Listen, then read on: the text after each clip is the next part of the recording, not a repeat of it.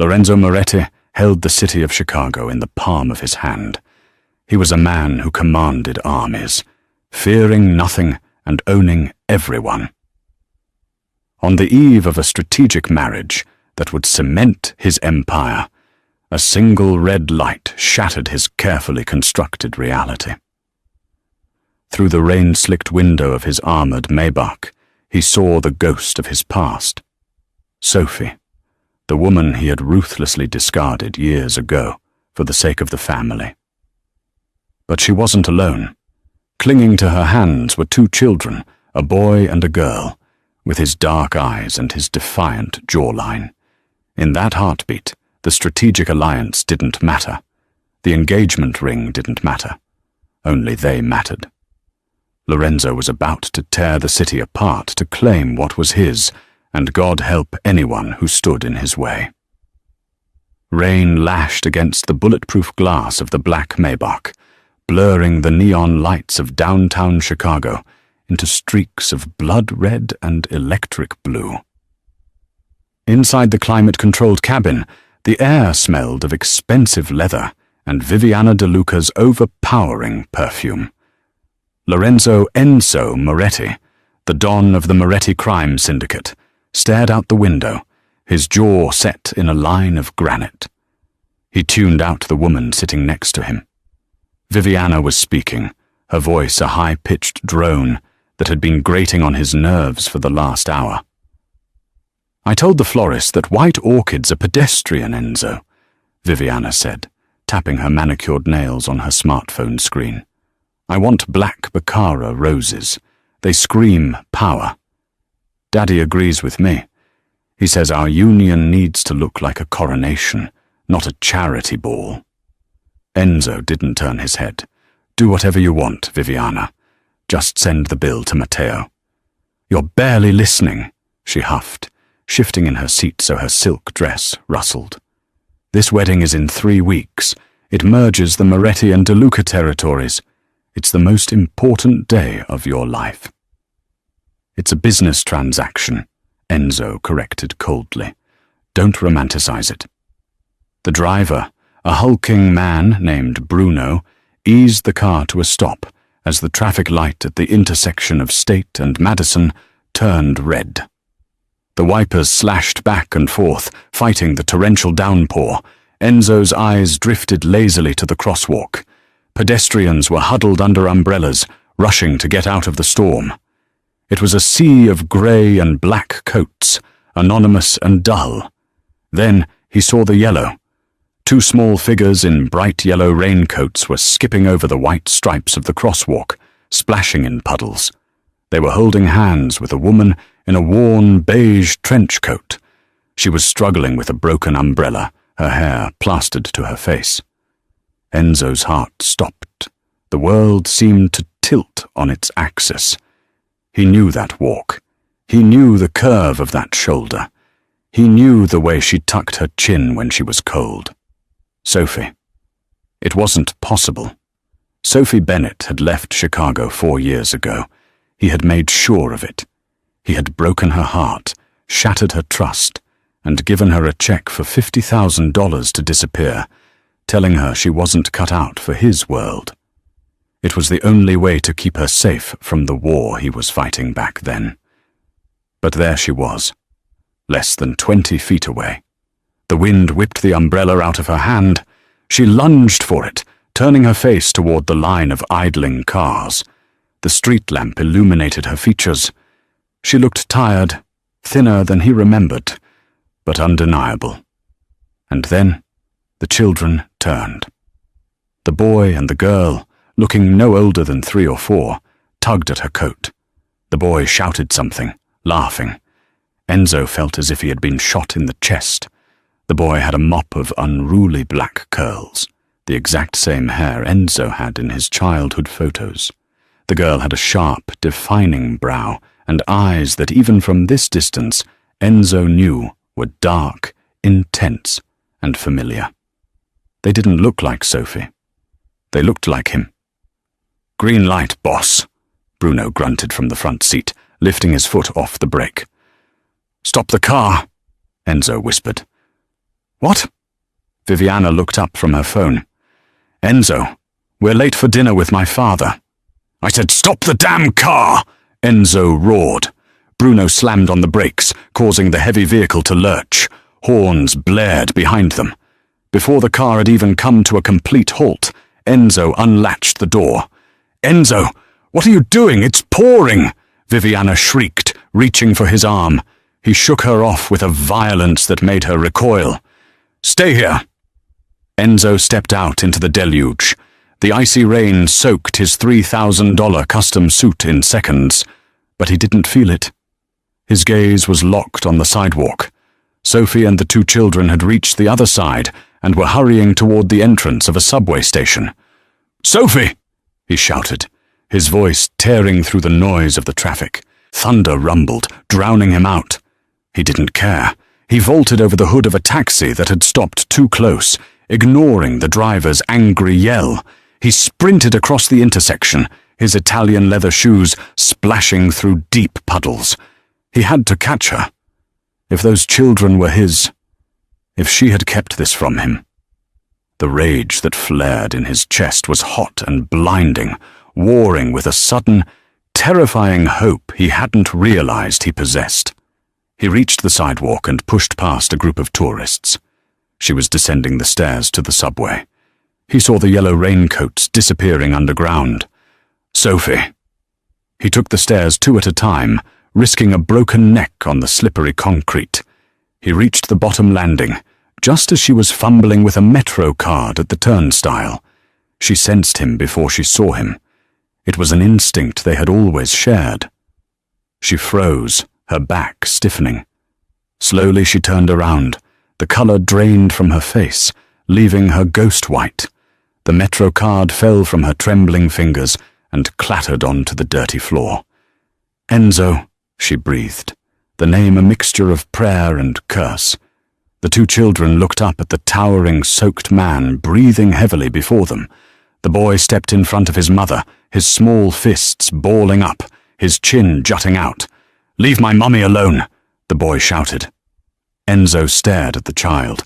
It was like looking in a mirror that distorted time. The fierce protectiveness, the stance, the eyes. "Jesus Christ," Enzo whispered, the realization hitting him with the force of a freight train. He looked at Sophie, his eyes burning with betrayal and awe. "They're mine!" It wasn't a question.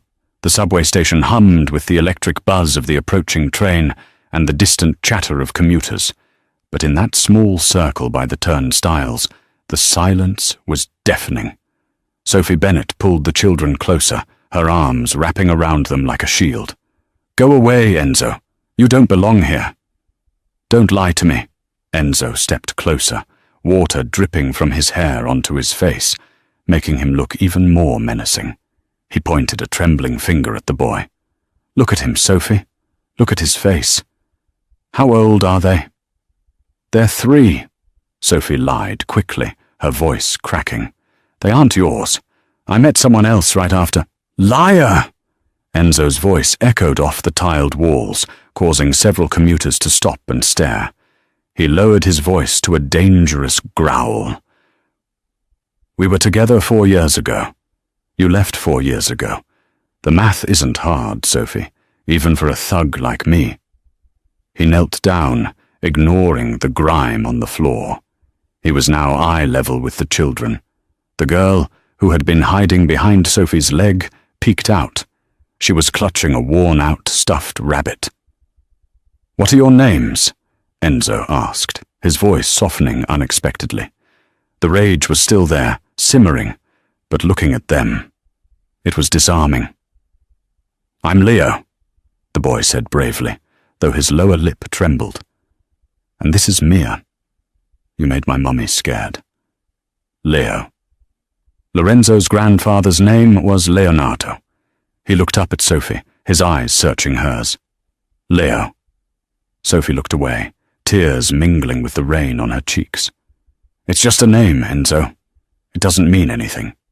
"It means everything," he said, standing up to his full height. He towered over her, his shadow swallowing her whole. "You hid them. You hid my son and my daughter. Do you have any idea what you've done?" "I did what you told me to do," Sophie snapped, a sudden flash of anger breaking through her fear. "You told me I was a liability. You told me your world was too dangerous for a waitress. You threw me away like garbage, Enzo. Did you expect me to come crawling back and tell you I was pregnant so you could take them away from me? I would have protected them, like you protected me." Sophie scoffed, bitter laugh. "You broke me, Enzo. I wasn't going to let you break them too." Before Enzo could respond, the sound of heels clicking aggressively on the concrete stairs drew their attention. "Enzo." Viviana De Luca appeared, holding a designer umbrella, flanked by Bruno and another bodyguard. She looked at the scene with disdain, the dirty subway station, the wet floor, and the woman in the cheap trench coat. "Enzo, are you insane?" Viviana hissed, walking up to him. "My father is waiting. We are soaking wet. Who is this?" Viviana's eyes scanned Sophie, dismissing her instantly as a nobody, but then her gaze fell on the twins. Her eyes widened. She looked from Leo to Enzo and back again. The resemblance was undeniable. Viviana's face twisted into a mask of pure venom. "Who are these brats?" "Watch your mouth," Enzo warned, his voice low and lethal. He turned to Bruno. "Take Viviana to her father's estate. Tell Don De Luca I have urgent family business." "I am your family," Viviana shrieked, grabbing his arm. "We are getting married in 3 weeks. You cannot abandon me in a subway station for some gutter trash and her bastards." Enzo grabbed Viviana's wrist. He didn't squeeze hard, but the threat was clear. "I said go. If you say one more word about them, the wedding is off. And if the wedding is off, the alliance is dead. Do you want to explain to your father why you started a war tonight?" Viviana paled. She snatched her hand back, glaring at Sophie with a hatred so pure it chilled the air. "This isn't over," she spat. She spun around and marched back up the stairs, her heels clacking like gunshots. Enzo turned back to Sophie. The train had arrived, the doors opening with a chime. People were flowing out. "Get in the car," Enzo said. "No." Sophie shook her head, backing toward the turnstile. "We're getting on the train. We're going home." "Sophie, look at me." Enzo stepped into her path, blocking the turnstile. Viviana knows now. She isn't just a jealous fiancée. She's a De Luca. She's dangerous. You just became a target. They are targets. I can take care of us," Sophie stammered, but her confidence was wavering. She knew who the De Lucas were. Everyone in Chicago did. "Not against them you can't," Enzo said grimly. "And not against me." He reached out and gently took the broken umbrella from her hand, tossing it into a trash can. Then he scooped Mia up into his arms. The little girl gasped but didn't cry. She stared at him with wide, curious eyes. "Put her down," Sophie cried, grabbing his arm. "I'm taking us home, Sophie," Enzo said, the decision made. "Not to your apartment, to the estate. You want them safe. Then you come with me. Right now." Leo tried to hit Enzo's leg. "Put her down!" Enzo looked down at the boy. "Leo, I'm going to take you to a place where no one can ever hurt you or your mom again. But you have to trust me. Can you be brave?" Leo looked at his mother. Sophie looked at Enzo, seeing the iron resolve in his eyes. She knew him. She knew that once Lorenzo Moretti decided something, it was as good as done. And she knew he was right about the danger. Viviana's eyes had promised violence. "Defeated?" Sophie nodded. "Fine. But only for tonight." Enzo didn't smile. He adjusted Mia in his arms, feeling the impossible weight of fatherhood settling onto his shoulders for the first time. "Let's go." As they walked out of the subway and into the waiting rain, Enzo signaled for his secondary security car. He wasn't just a mob boss anymore. He was a father, and the streets of Chicago were about to run red if anyone tried to touch what he had just found. The ride to the Moretti estate was suffocatingly silent. The only sound was the rhythmic hum of the Maybach's engine and the soft, shallow breathing of the sleeping twins. The adrenaline of the subway confrontation had faded, leaving Sophie Bennett exhausted and trembling in the plush leather seat. She looked across the darkened cabin at Enzo. He was on his phone, typing furiously, his face illuminated by the harsh blue light of the screen. He looked older than she remembered. There were silver strands in his dark hair now, and a scar cut through his left eyebrow that hadn't been there 4 years ago. He looked harder, like a statue carved from obsidian. "Where are you taking us, really?" Sophie whispered, afraid to wake Leo and Mia, who were curled up against her sides. Enzo didn't look up from his phone. "I told you, the estate, it's in Lake Forest. High walls, armed guards, 24-hour surveillance. It's a fortress." "We don't need a fortress, Enzo. We need a life." "You don't have a life anymore, Sophie," Enzo said, finally locking his phone and meeting her gaze. His eyes were bottomless pits of dark coffee. "Not since Viviana saw their faces. The DeLucas are old school. They don't believe in loose ends. If she thinks these kids threaten her claim to the Moretti throne, she will remove them." Sophie shivered. "You were supposed to marry her." "I was," Enzo admitted, without an ounce of regret. "It was a merger. Her father, Salvatore De Luca, controls the shipping ports. I control the unions and the streets. Together we would have owned the Midwest. And now? Now," Enzo looked at the sleeping form of Leo, his expression unreadable. "The plan has changed." The car turned off the highway and approached a massive wrought-iron gate. Security lights flooded the vehicle. Armed men with assault rifles stepped out of a guardhouse, saw Bruno driving, and immediately saluted, opening the gates. As they wound up the long driveway, the estate came into view. It was a sprawling limestone mansion that looked more like a museum than a home. It was magnificent and cold. "It's too much," Sophie murmured. "They're used to a one-bedroom apartment in Uptown. They share a bed." "Not anymore," Enzo said firmly. When the car stopped, Enzo didn't wait for Bruno. He got out and walked around to Sophie's side. He opened the door and gently unbuckled the sleeping Leo. "I can take him," Sophie protested weakly. "He's heavy, and you look like you're about to collapse." Enzo lifted the boy with surprising tenderness. Leo stirred, his head resting naturally on Enzo's broad shoulder, his small hand clutching the lapel of Enzo's expensive suit. Sophie picked up Mia, clutching the girl's worn stuffed rabbit. They walked into the grand foyer, where a crystal chandelier the size of a small car hung from a vaulted ceiling. An older woman in a crisp black and white uniform was waiting for them. She had a stern face, but kind eyes. "Greta," Enzo said, his voice echoing in the vast hall. "Prepare the East Wing guest suites. We have guests. Indefinitely." Greta's eyes widened slightly as she took in the wet, disheveled woman and the sleeping children, but she was a professional. She nodded. "Of course, sir. Shall I call for the doctor?" "No, just food. Something warm. And get some clothes. Anything. Just get them out of these wet rags." "Enzo," Sophie said, her voice echoing too loudly. "I don't want the East Wing. I want to stay with them."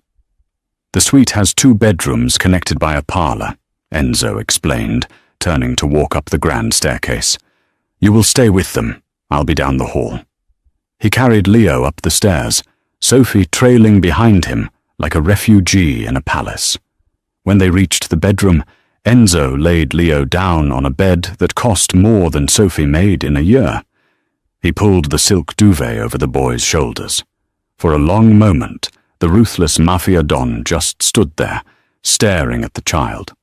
He reached out a hand, hovering over Leo's curls but didn't touch him. "He has your nose," Sophie whispered from the doorway. Enzo stiffened. "Why didn't you tell me, Sophie? That day I gave you the check. Were you pregnant then?" "I found out 2 days later," she said, her voice thick with old pain. "I called you 3 times. Bruno answered. He said you were busy. He said you told him never to put me through." Enzo closed his eyes, a muscle in his jaw twitching. "I was in the hospital. I had taken 2 bullets to the chest. I didn't want you to know I was dying. I wanted you to hate me so you'd stay away." Sophie's breath hitched. She hadn't known. You were shot?" "It doesn't matter now." Enzo turned, his face hardening again. "You're here. You're safe. Get some sleep. Tomorrow, everything changes." He walked past her, smelling of rain and expensive cologne, leaving her alone in a room that felt like a golden cage. Morning light streamed through the heavy velvet curtains, waking Sophie. For a second, she panicked, not recognizing the room, until she saw Mia and Leo jumping on the massive bed, giggling. "Mummy, look! The TV comes out of the scary box!" Leo shouted, pointing a remote at a cabinet where a flat screen was rising. Sophie sat up, her head throbbing. Before she could scold them, there was a knock at the door. Greta entered, pushing a cart laden with silver platters. "Good morning, Miss Bennet," Greta said politely. "Mr. Moretti requested you join him in the library after breakfast. He has company." Sophie's stomach churned. She dressed the twins in oversized t-shirts Greta had found, likely belonging to Enzo when he was a child, kept in storage, and put on a clean robe. She left the kids with Greta, who seemed surprisingly charmed by Maya's chatter, and went downstairs. The library was a room of dark mahogany and leather. Enzo was sitting behind a massive desk. Standing across from him were 3 men in suits. Sophie recognized one of them from the news, Marco Vane, Enzo's consigliere and lawyer. The atmosphere was thick with tension. "She's here," Enzo said, standing up as Sophie entered. The 3 men turned, their eyes raked over her judgmentally. "This is the girl?"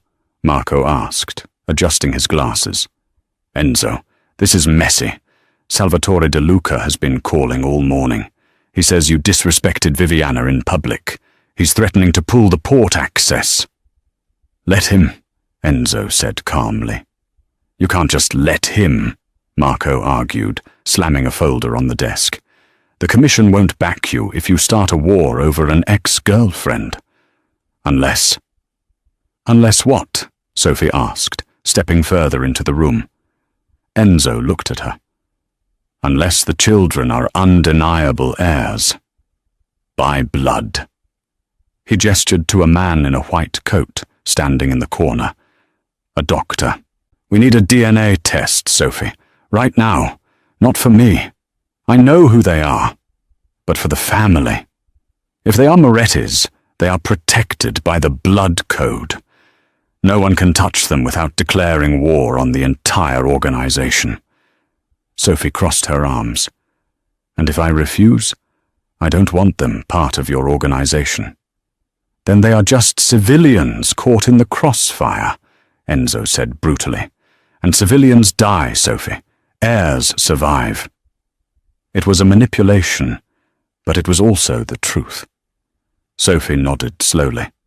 "Fine. Do it." The doctor moved quickly, swabbing Sophie, Enzo, and then going upstairs to swab the twins.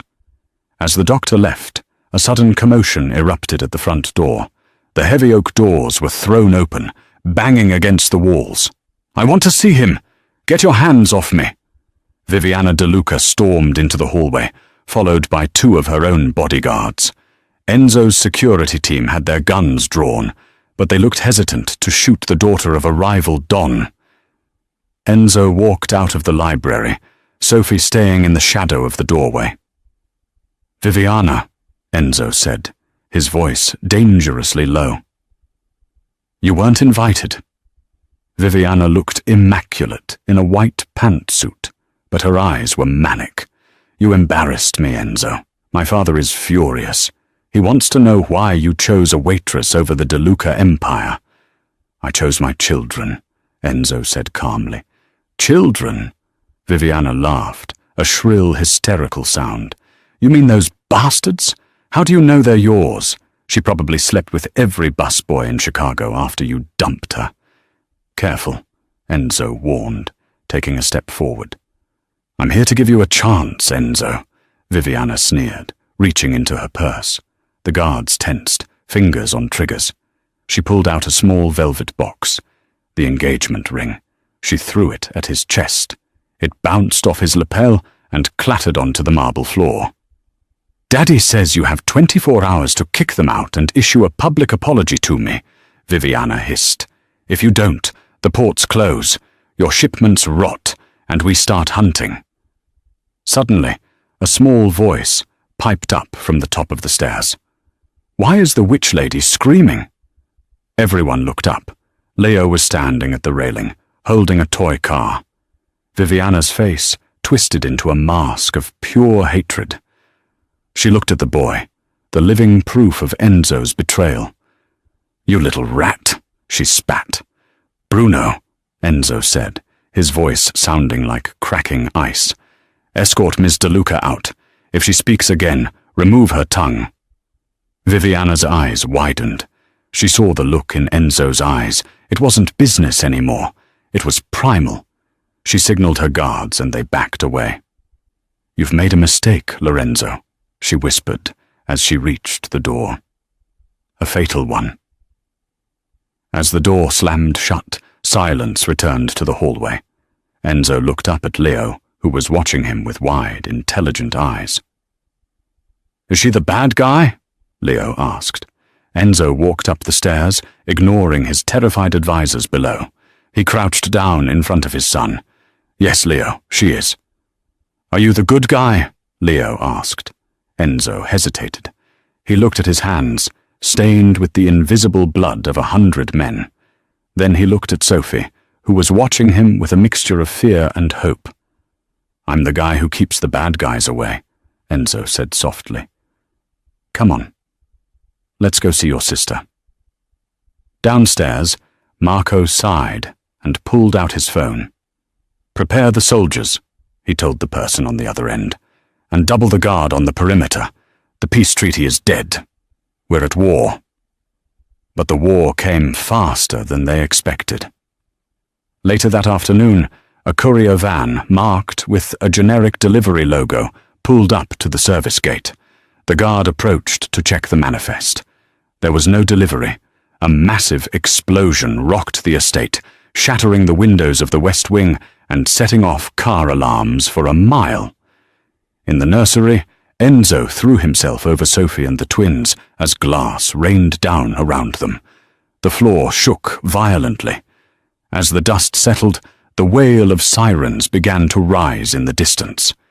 Enzo stood up, brushing glass from his hair, his eyes burning with a demonic fury.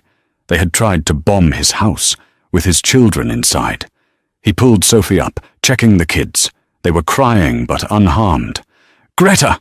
Enzo roared, his voice shaking the walls. "Take them to the panic room in the basement, now!" He turned to the window, looking out at the plume of black smoke rising from his front gate. "They want a war?" Enzo growled, grabbing a handgun from a hidden safe in the wall. "I'll give them a massacre." The panic room was a cold, sterile box of reinforced steel buried 20 feet beneath the mansion's foundation. The air was recycled and tasted of copper. Sophie sat on a cot, pulling Leo and Mia into her lap, trying to muffle the sounds vibrating through the ceiling.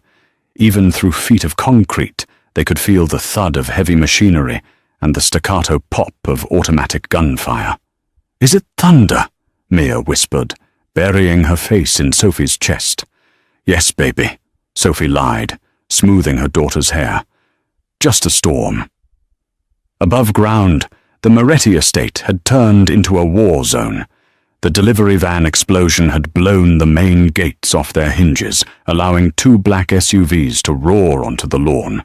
Men in tactical gear poured out, moving with military precision. They weren't street thugs. They were mercenaries. Enzo moved through the hallways of his home like a phantom. He had shed his suit jacket, his white dress shirt rolled up to the elbows, revealing forearms corded with muscle. He held a custom Sig Sauer P226 in his hand, a weapon he hadn't fired in anger in years. "Bruno!" Enzo shouted into his earpiece. "Status! They breached the West Wing, boss!" Bruno's voice was strained, accompanied by the roar of a shotgun. "They're heading for the basement access. They know where the panic room is." Enzo's blood ran cold. The location of the panic room was a secret known only to his inner circle. A rat. There was a rat in his house. "Hold them at the stairwell," Enzo ordered, his voice devoid of humanity. "I'm flanking them." Enzo sprinted down the service corridor, bypassing the main staircase.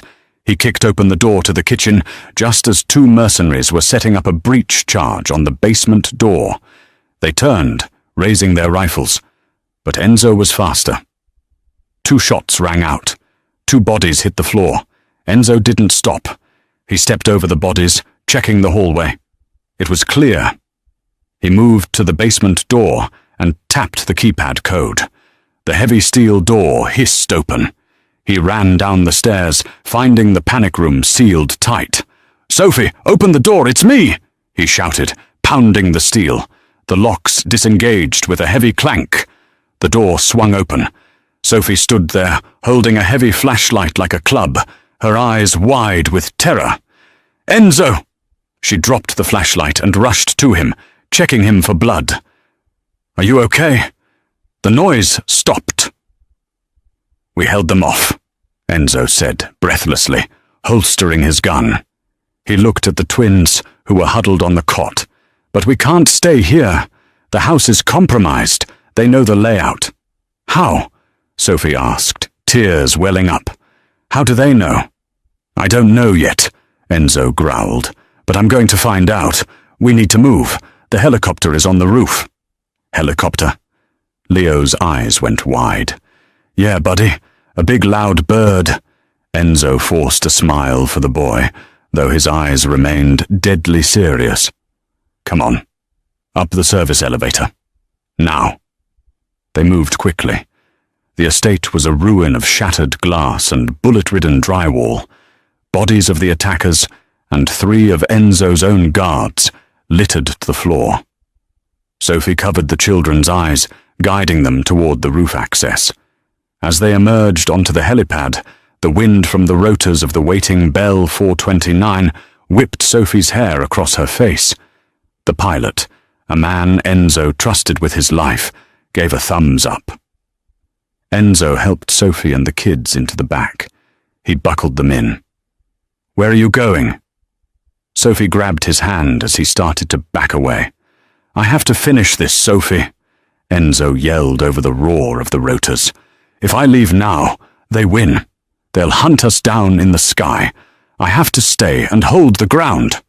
"No!" Sophie screamed. "You're their father. You just found them. Don't you dare die on me again." Enzo froze. He looked at Leo and Mia, their faces pressed against the glass. Then he looked at Sophie. The fear of losing him again was more potent in her eyes than the fear of the gunman. "I'll be right behind you," Enzo promised. "Go to the safe house in Wisconsin. Bruno is piloting. He'll get you there." He slammed the door shut and slapped the fuselage. The helicopter lifted off, banking sharply away from the smoke rising from the estate. Enzo watched them disappear into the grey clouds. Then he turned back to the roof access door, reloaded his weapon, and walked back into the burning building. It was time to find the rat. The sun was setting by the time the shooting stopped completely. The police had been bought off. Marco Vane had made the necessary calls to the superintendent, framing the event as a gas leak explosion and a private security training accident. The flashing lights at the gate were just for show to keep the neighbors away. Inside the ruined library, Enzo sat on the edge of his desk. His shirt was ruined, stained with dust and blood, none of it his own. 3 men were kneeling on the floor in front of him, zip-tied and bleeding. They were the surviving mercenaries. Marco Vane stood by the window, looking pale. "Enzo, the De Lucas have denied involvement. They say this was a rogue element." "Bullshit," Enzo spat. He walked over to the man in the middle, the leader of the strike team. He was a thick-necked Russian with a broken nose. "Who paid you?" Enzo asked quietly. The Russian spat a glob of blood onto Enzo's shoe. "Go to hell." Enzo didn't blink. He nodded to his head of security, a man named Dante. Dante stepped forward and pressed a boot onto the Russian's shattered knee. The man screamed. "I don't have time for games," Enzo said, his voice level. "My children were in this house. You broke the one rule that matters. Who paid? You?" "The woman," the Russian gasped, sweating profusely. "The blonde woman. She gave us the blueprints. She gave us the codes." Enzo stiffened. "Viviana. She wanted the kids," the Russian wheezed. "She said, 'Bring her the eyes. Proof of death.'" A silence so heavy it felt like gravity filled the room. Marco looked at the floor. Dante looked away. "The blueprints," Enzo said, his mind racing. "How did she get the panic room codes? I change them every week. Only 3 people have them. Me, Dante." And Enzo's eyes slowly turned toward the doorway, where Greta, the housekeeper, was standing with a tray of water for the guards. Greta froze. The tray rattled in her hands. "Greta," Enzo said softly. The older woman's face crumbled. She dropped the tray, the glass shattering on the floor. "She threatened my son, Enzo. She said she'd kill my Thomas if I didn't give her the codes." Enzo stared at the woman who had made his bed and cooked his meals for 10 years. The woman who had smiled at Leo and Mia just hours ago. "You sold my children," Enzo whispered, "for your son." "I had no choice," Greta sobbed, falling to her knees. "Please, sir. She's a monster." Enzo walked over to her. He looked down at her weeping form. In the old days before yesterday, he would have put a bullet in her head without a second thought. That was the punishment for betrayal. But he remembered Sophie's face. He remembered the way Leo had looked at him. "Are you the good guy?" "Get her out of here," Enzo said to Dante, turning his back. "Put her on a plane to nowhere. If I ever see her face in Chicago again, kill her." "Thank you, sir. Thank you," Greta wept as Dante dragged her away. Enzo turned to Marco. "Get the car, the armored SUV, and call Salvatore De Luca." "You want to negotiate?" Marco asked, surprised. "No." Enzo picked up his jacket, wincing as he put it on. "I want to surrender." Marco dropped his phone. "What?" "Set up a meeting. Tonight. Neutral ground. The abandoned warehouse on the docks. Tell him I'm done. I'm handing over the territory. I just want safe passage for me and the girl." "Enzo, you can't be serious," Marco stammered. "The Moretti legacy. Your father." "Do it!" Enzo roared. Marco scrambled to make the call. Enzo walked to the window, looking out at the charred remains of his gate. He wasn't surrendering. He was setting the stage. Viviana wanted a war. He would give her one. But first, he had to make them lower their shields. He pulled out his phone and dialed the satellite number for the helicopter. "Bruno," Enzo said when the line connected. "We're 10 minutes out from the safe house, boss. Everyone is okay," Bruno reported. "Put Sophie on." A moment later, Sophie's voice came through, tinny and anxious. "Enzo, are you alive?" "I'm fine," Enzo said, his voice softening.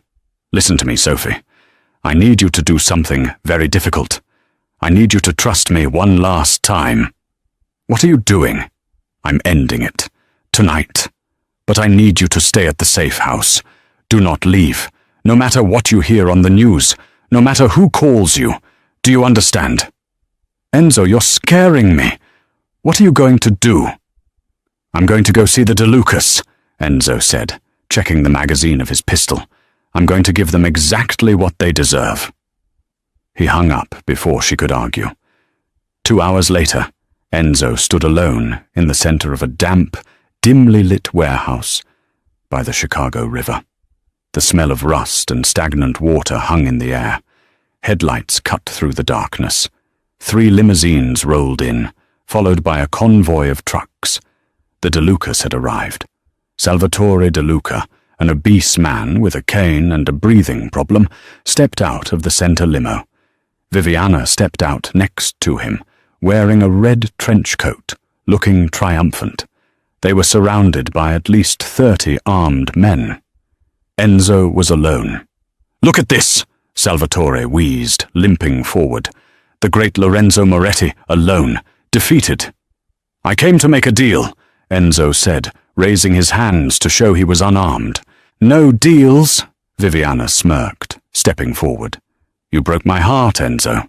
Now I break your life. Where are the bastards?" "Gone," Enzo lied.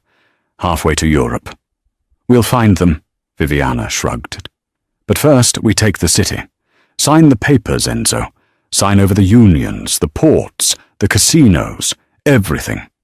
Marco stepped out of the shadows of the limo, holding a briefcase. He walked over to Enzo, looking apologetic. "I'm sorry, Enzo," Marco whispered as he opened the briefcase on a rusty barrel. "They made me an offer I couldn't refuse." Enzo looked at his lawyer, then at the DeLucas. He was surrounded. Betrayed by his housekeeper, abandoned by his lawyer, outnumbered 30-1. Salvatore laughed, a wet, rasping sound. "Sign it, boy, and maybe I'll let you live long enough to watch me marry my daughter to your rival in New York." Enzo picked up the pen. He looked at Viviana. "You really think you've won?" "I know I have." Viviana stepped closer, her eyes gleaming. "You're nothing without the family, Enzo. You're just a man." Enzo smiled. It was a terrifying, blood-chilling smile. "That's the thing, Viviana," Enzo said, dropping the pen. "I'm not just a man. I'm a distraction." He pressed a button on his watch. The lights in the warehouse suddenly died, plunging them into pitch blackness. From the rafters above, red laser dots appeared. Dozens of them, dancing on the chests of the DeLuca soldiers. "What is this?" Salvatore screamed. "I didn't come alone," Enzo's voice echoed in the dark. "I brought the ghosts you forgot about."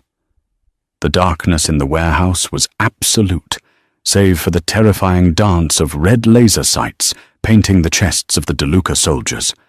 The silence that followed Enzo's declaration was broken only by the panicked breathing of Salvatore DeLuca. "You're bluffing!" Viviana shrieked into the blackness, her voice cracking. "You have no one left. We killed your men." "You killed my employees." Enzo's voice drifted from a different location than where he had been standing, echoing off the corrugated metal walls. "You didn't kill my brothers." Suddenly, high-powered floodlights snapped on from the catwalks above, blinding the DeLuca faction. Lining the railings were 20 men, clad in black tactical gear, rifles trained on the floor. But these weren't just hired guns.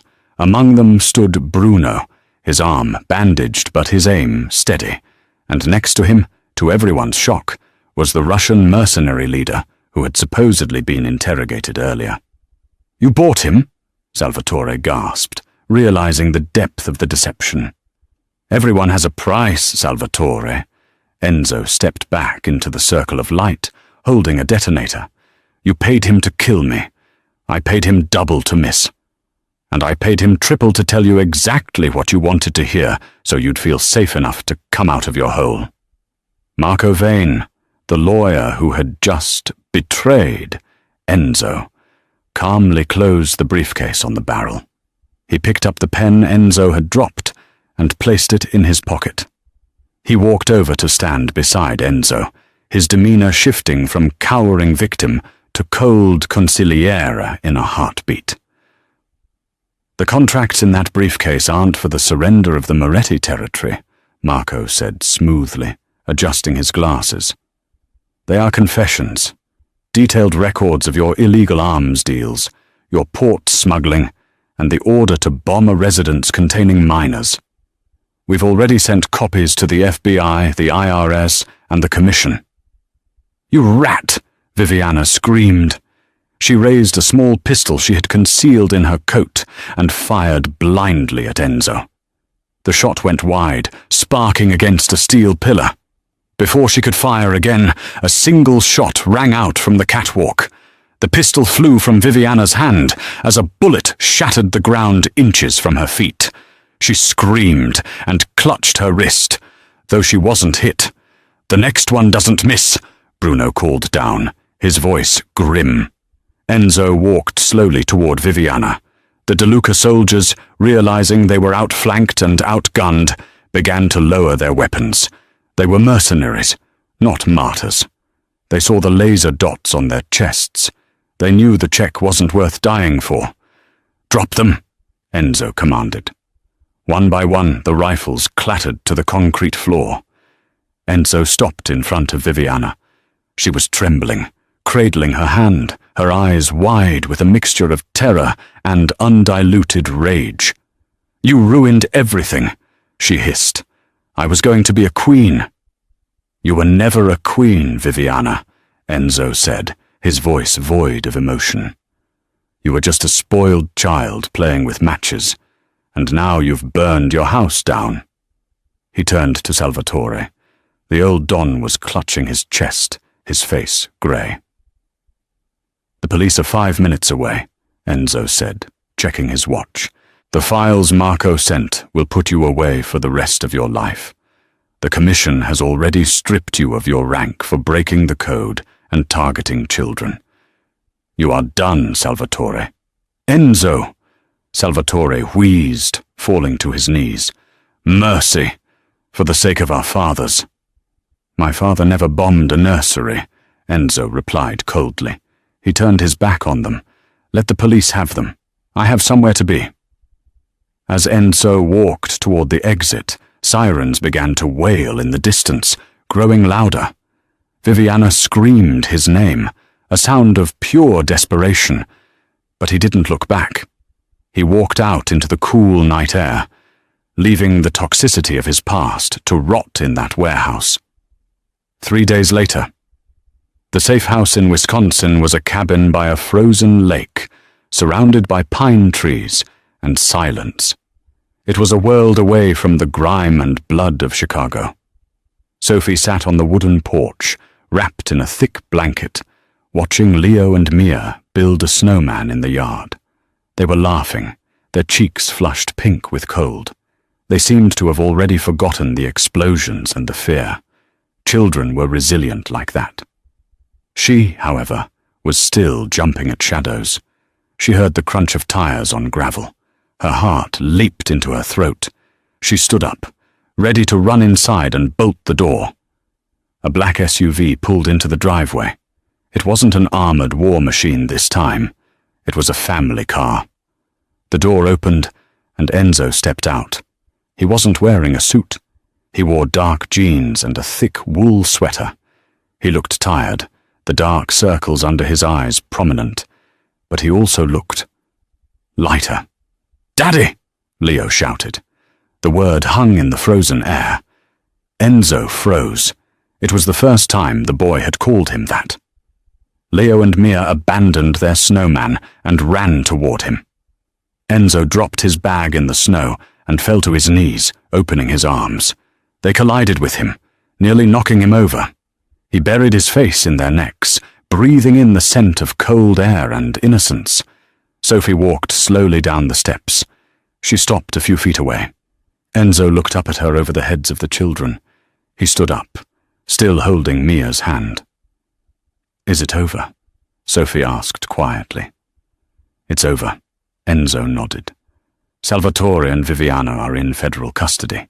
They won't be getting out. The territory, I restructured it. Marco is handling the day-to-day legal operations. I'm stepping back."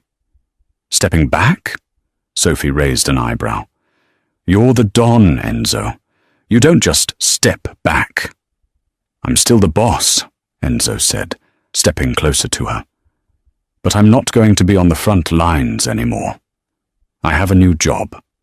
He reached into his pocket. For a second, Sophie thought he was reaching for a weapon, old habits dying hard. But he pulled out a small, velvet box, not the one Viviana had thrown at him, a new one. He opened it. Inside was a simple, elegant diamond ring, devoid of the gaudy pretension of the mob world. "I can't undo the last 4 years," Enzo said, his voice raspy with emotion. "I can't undo the pain I caused you, but I can promise you that for the rest of my life, my only mission is to make sure you and these kids never feel fear again. I want to build a new empire, Sophie, one that actually matters." He didn't kneel. The snow was too deep, and the moment was too raw for theatrics. He just looked at her with his soul bare. "Marry me, Sophie. Let me be the father they deserve. Let me be the man you deserve." Sophie looked at the ring, then at the twins who were watching with wide eyes, and finally at Enzo. She saw the killer, yes, but she also saw the protector, the man who had walked into fire for them. Tears pricked her eyes. She stepped forward and took his hand. "You have a lot of work to do, Lorenzo Moretti," she whispered. "I'm not afraid of work," he smiled, slipping the ring onto her finger. He pulled her in for a kiss that tasted of winter and promise. As their lips met, Leo threw a snowball at Enzo's leg. "Hey!" Enzo laughed, breaking the kiss. He scooped up a handful of snow. "Oh, you want a war? I'll give you a war."